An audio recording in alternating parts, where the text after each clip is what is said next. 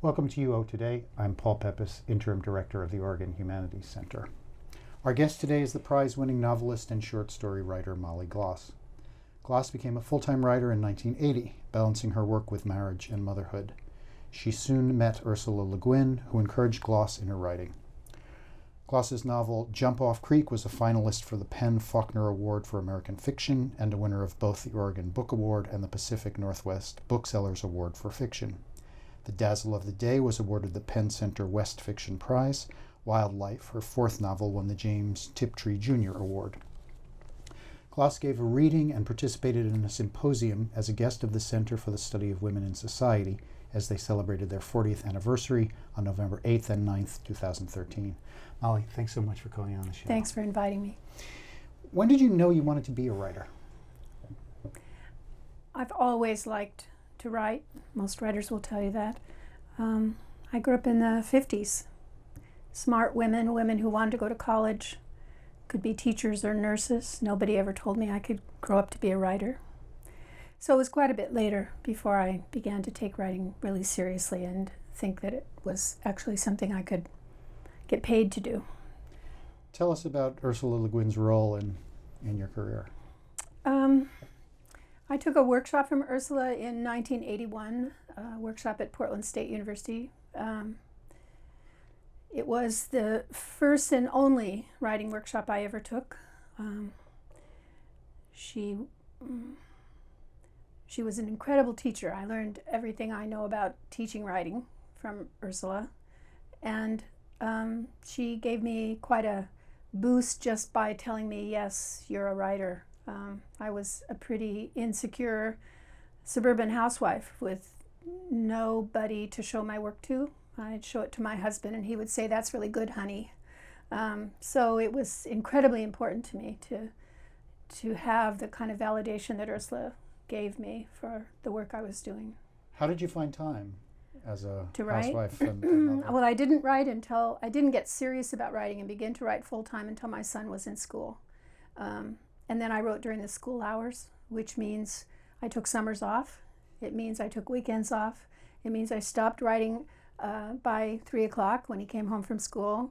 It means I was not writing on teacher planning days, or you might as well write off the whole month of December, right? And part of November as well, with all the holiday interferences. So that was what I did. And I started out trying to write 4 days a week, and the fifth day, I baked the cookies, I made the bread, I did the grocery shopping, I cleaned the house. And as the writing got more important, you know what? I bought the cookies and I bought the bread. And whoever thought the bathroom was really grody was the one who cleaned it. And I did my grocery shopping in the evening. You've written novels in a very wide range of genres, from fantasy fiction, historical novels, science fiction, adventure tales, regional novels, and novels that combine different genres. Why is that stylistic eclecticism so important to you? Well, I didn't set out to do that. It's just that my own interests are in all those fields. I've stepped my foot in all of them, and I read them all, and I love them all for various reasons. And why shouldn't I write them all? And so I do. It's a little confusing for my readership, I think.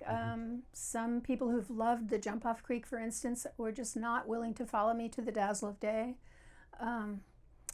It's a little hard for my publisher to market me.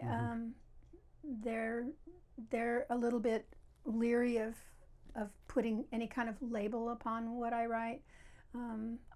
For the most part, I keep my science fiction writing over here in short stories and magazines, and most of my novels, not all, but most of my novels are the more historical, realistic writing.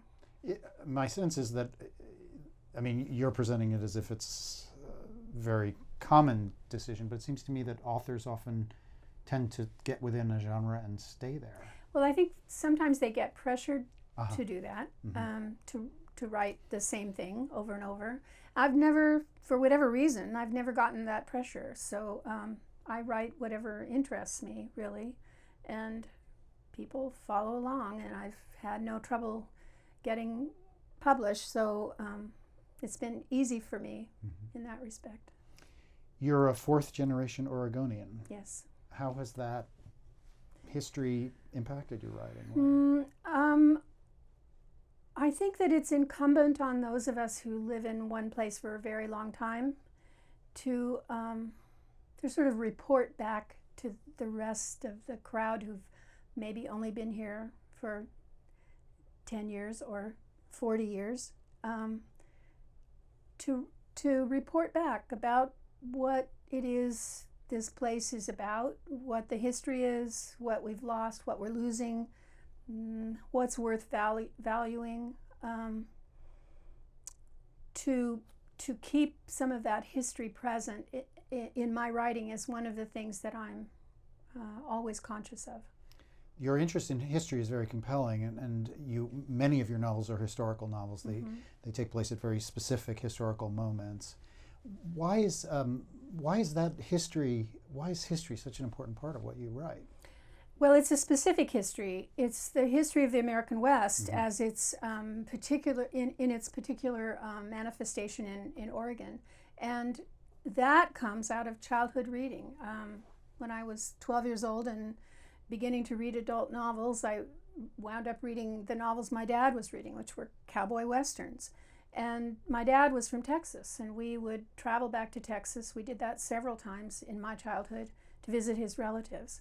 And this was in the days before the interstate highway system, so we were driving on county and state roads in an old car that frequently broke down, and air conditioning was rolling the windows all the way down. And we didn't have a lot of money, so we were camping the whole way in a 9x9 umbrella tent with 5 people and 2 dogs. And I was reading these cowboy novels as we drove across that landscape to Texas. So in one particular instance, I remember I was reading a novel set on the Green River in Wyoming, and we were driving alongside the Green River in Wyoming. So those novels from that time really imprinted on me in a way. And as I got older and began to really value good writing above adventure, I had by then moved on to reading a lot of the great literature of the West, A.B. Guthrie Jr. and Willa Cather, and I continued to read and to really love the literature of the American West all my reading life. So when I began to get serious about writing, it was natural for me to want to write, I guess, to write the book I couldn't find on the library shelf, which is what The Jump Off Creek was. A novel with some adventure in it, but in which the woman is the one who's holding up the middle of that story. Was the story that I wanted to find and to read, and so I just shamelessly sat down and wrote it myself. The women are almost always holding up the middle of your novels, aren't they? Yes, they very often do, and so one of the things I'm about in my historical fiction is looking for the stories that have remained untold about women in the West. I don't just put a gun in the hands of a girl to make things move along. I'm actually looking for things I know really happened. A single woman homesteader, a woman who's breaking horses for farmers and ranchers. These are things that women actually did, but whose stories have remained sort of under the radar in terms of how they've been handled by historians. Do you do, in addition to the personal history you just told, do you actually do archival research? I do a lot of research for everything I write, pretty much. So tell us about the newest novel, and the novel, not the one that's about to be published, but the novel about the Hearts of Horses. Yes, about the Hearts of Horses. About the single woman who's breaking horses. The germ for that story came from an oral history, Teresa Jordan's collection of interviews. It's a book from 20 years ago, I think now, called Cowgirls, Women of the American West. And it's a collection of interviews she did with women all over the West, ranch women of various kinds and various ages. And one of those interviews is with an older woman who's talking about her life as a child on a ranch in the 1910s during World War I. And she says in that interview, in those days there were girls who came through the country breaking horses. And she talked a couple more sentences about those girls and then moved on to something else. Well, I wrote down those notes right away because I saw the potential for a novel out of that. But it took a long time to sort of accrete so that I could feel that there was a novel there. But when I decided to write that book, I did a lot of research about women who broke horses, and I did a lot of research about how horses were handled in those days, how they were trained in the 1910s, and I thought I really thought I would have to have Martha bucking them out. You know, I made her big for that reason. She's 5'11" and she's strong, and I thought, you know, she's going to have to get on and buck them out because that's how they did it, right? And then in the old days, as it were. But when I researched what was known about horse breaking in the 1910s, discovered that virtually everything that we think of now as horse whispering, you know, that we think was invented by Robert Redford, it has been around since the ancient Greeks, has everything that was known. And it's not that people didn't know about them, it's just that the cowboys in general didn't believe in them or didn't think they had the time to do it that way. And so they tended to gravitate toward the method of just earing them down and bucking them out. But girls who were breaking horses at the very same time, who were not as strong or had a different attitude toward horses, knew about all these more gentle methods of training. And so I was able to give Martha all of that information. And then I did some boots on the ground kind of things, you know, went out and learned how to start a wild horse and did a lot of riding myself during that period. That's good research. Oh yeah, it was fun. As part of the 40th anniversary of the Center for the Study of Women in Society, you're participating in a symposium on feminist utopian thought, appearing on a panel entitled Building Feminist Worlds. Your fourth book, Wildlife, right here, seems especially relevant to that topic. Tell us a little bit about the novel and its plot and where the idea for the story came from. Wildlife is about a woman, Charlotte Bridger Drummond, who's the single mother of 5 boys, who is also a writer. She writes popular adventure stories starring intrepid girl heroes. She gets involved herself in an adventure that takes her up into the woods and mountains around Mount St. Helens, looking for a lost child. She's a radical feminist who wears pants sometimes, smokes a cigar sometimes, rides a bicycle. She's also a believer in technology, that technology is going to save us from ourselves in a way and liberate women. Would you mind reading us a passage? Oh, I'd be happy to. You want to tell us a little bit about where we're entering? There are many aspects to this novel. One is the chronological story of Charlotte going up into the woods looking for the lost child, but there are also journal entries of hers from before and after her adventure, and this is one of those journal entries that talks a little bit about her history as a writer and as a wife.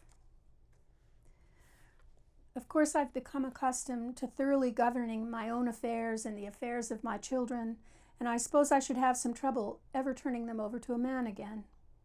And a woman who's believed to have been abandoned by a man is freed from certain concerns. Public opinion, fixed by the unalterable fact of the desertion, becomes charmingly irrelevant.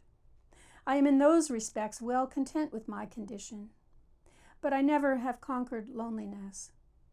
I find as I grow older that its dominion becomes narrower, but there has always been a moment, as I'm climbing the stairs to bed, when I begin to be mindful of my situation and to suffer from it. And in recent months, of course, I've felt this much more keenly than in the past.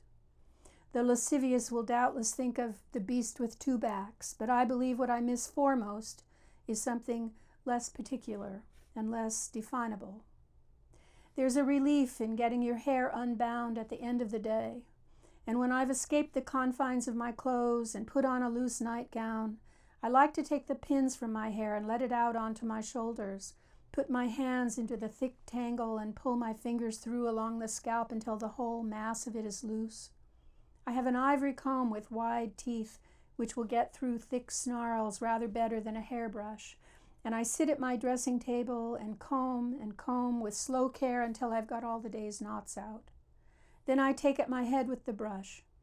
I know some women will brush their hair 100 times or 500 with a religious fervor, but I'm too impatient to keep on with such a habit. I brush my hair vigorously from the roots until the brush crackles and my scalp burns, and that must be enough. Then I brush my teeth and wash my face, my hands, and my feet before taking myself to bed. These are habits of years standing, my accustomed practices, carried out in the same order always at the end of every day. In recent years, it has become also a sort of ritual habit to indulge in self-pity and dreariness while carrying them out. In the daylight, I seldom think of the husband I have lost, but I remember him nostalgically at the end of day, dressing for bed, brushing his teeth, carefully soaping his face and scraping away the day's beard with his razor. And of course I miss not only the indefinable comfort of ritual nighttime ablutions carried out in each other's presence, but the weight of another on the mattress with me, the heat of that person against my spine, the simple solace of another body in my bed. And in these modern days, when life is so material and so rushed, and there's less and less time for real talks or real thought, I miss especially the murmured words that a husband and wife exchange in their bedroom at the end of the day. I suppose if I marry again, it will be for this, and not, as I once thought, for the reason that feminists should hold up their egalitarian marriages as models before the public. It is spring. Even the birds all have mates. Thank you so was much. Charlotte in April of 1906. Will you say a little bit about why you chose that passage? I wanted a piece that I could read in a minute or two. Fair enough. And I wanted a piece that gave a sense of Charlotte's voice, the voice she has after she comes down from the mountains. The adventure that occurs in the mountains is transforming for her. And part of what this book is about is showing an arc for her life. She's one person, a rather judgmental, strident person in the beginning of the novel, but she's a different sort of person with a different feeling about love, about marriage, about life, after she comes down from the mountain. And I just wanted to give a little feeling for who she is. Are you willing to say a little bit about what she discovers when she's up there? I am, because it can't be a secret. I wish it could. We tried to figure out how to keep it a secret, but it doesn't seem like something we can. So she goes into the mountains looking for a lost child, and then she becomes lost herself. And what happens is that she falls in with a band of what I'm going to call wild people. Zonokwa is what some Northwest tribes people call them. She falls in with a small family, a woman and children, women and children. That experience, they save her life in essence, and that experience changes how she views the world. She writes in another diary entry, to write is to be insane. Once you start to write, you are moonstruck out of your senses. Do you agree? Oh, absolutely. Yeah, that little passage is straight out of my own feeling about when you're writing, you're lost in the work. You're living the lives of the people you're writing about. You're so deep inside what's happening in the book that you can look up from your work and be startled to realize that you're not up in the mountains lost with wild people. I think the same thing happens to readers. In a good book, don't you find that's true? I mean, you can be lost in a novel you're reading, and I remember vividly when I was, I was in my teens maybe, or 20, reading How Green Was My Valley. And looking up from that book and being, truly, this is not an exaggeration, being truly startled to look around and realize that the people around me were not speaking in Welsh dialect. because I was so far inside that book. I think it's just as true for readers as it is for writers.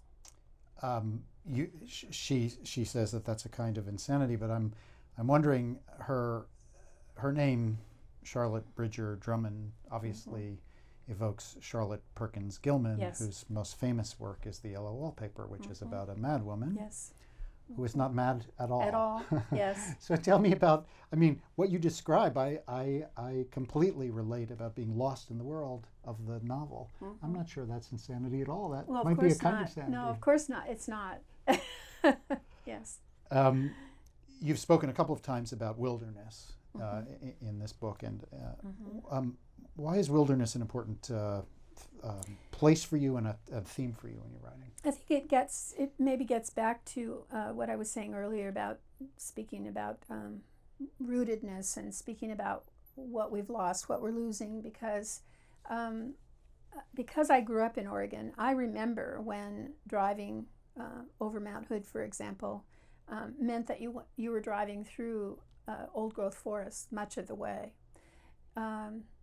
And now what I see, when I drive to the coast, let's say, or up to Mount Hood, either one, what I see are plantations of single species, single age plantations of firs that have been replanted. And when I'm showing around someone who's new to the state or someone who's from out of state, and they see all that greenery, they are impressed and they say, wow, it's so beautiful, it's so green. And what I see is not what I saw when I was a kid. And so I think that my interest in exploring the human response to wilderness springs somewhere from that. And also I've seen so much of people's fear of wilderness. It's part of what happens when you see someone building a house in the woods and then clearing all the trees out around it and then planting marigolds in straight little rows. I mean, to me that exemplifies a fear of this sort of chaoticness of wilderness. You also write in the genres of fantasy and science fiction. What's the work that those genres do for you? What do they allow you to do that the historical novels don't really do? I love the way science fiction can take metaphor clear out to the edges and beyond the edges. You can concretize a metaphor in science fiction in a way that you can't do at all in realistic fiction, and I love that. It's very freeing, and it allows me to write about some topics that if I wrote about them in anything close to that in realistic fiction, I'd be accused of being didactic. But in science fiction, because it's metaphor, you can dig into those topics and not be thought to be didactic. I like it a lot. I like the freedom it gives me. Tell us a little bit about your forthcoming novel. I have a novel coming in the fall of 2014. It's for a long time was called Untitled, but recently I've been given the green light. It actually does have a title now, after much argument between many people at the publishing house and my editor and me. It will be called Falling from Horses. There was apparently a lot of discussion at the publishing house about whether it was a good thing or not a good thing to have the word horses in this next book, since horses was in the title to the last book. It's quite a different novel. Yes and no. This is a novel that is set in 1938-39 for the most part, and it's mostly about a young man for the first time, really, a 19-year-old young man who's gone from Oregon. He's a ranch kid who goes from Oregon to Southern California to take work as a stunt rider and wrangler in the cowboy movies, which were, of course, enormously popular in the 30s. So in that respect, it's quite different from The Hearts of Horses, but in other respects, because this boy, as it turns out, is the son of two characters from The Hearts of Horses, 20 years later. So it is not exactly a sequel to The Hearts of Horses, but it's certainly a companion. And there are scenes in the novel that are backstory to this boy's childhood. So we get back into the 20s, into his childhood with the characters from The Hearts of Horses. So you pointed out that this is the first time that your protagonist has been a young man. Mm-hmm. What was that like? I loved it. And I have written from the point of view of men many times. Jump Off Creek is equally the story of Tim and Blue as it is the story of Lydia. The Dazzle of Day, there are just as many men characters in that novel from their points of view as there are women.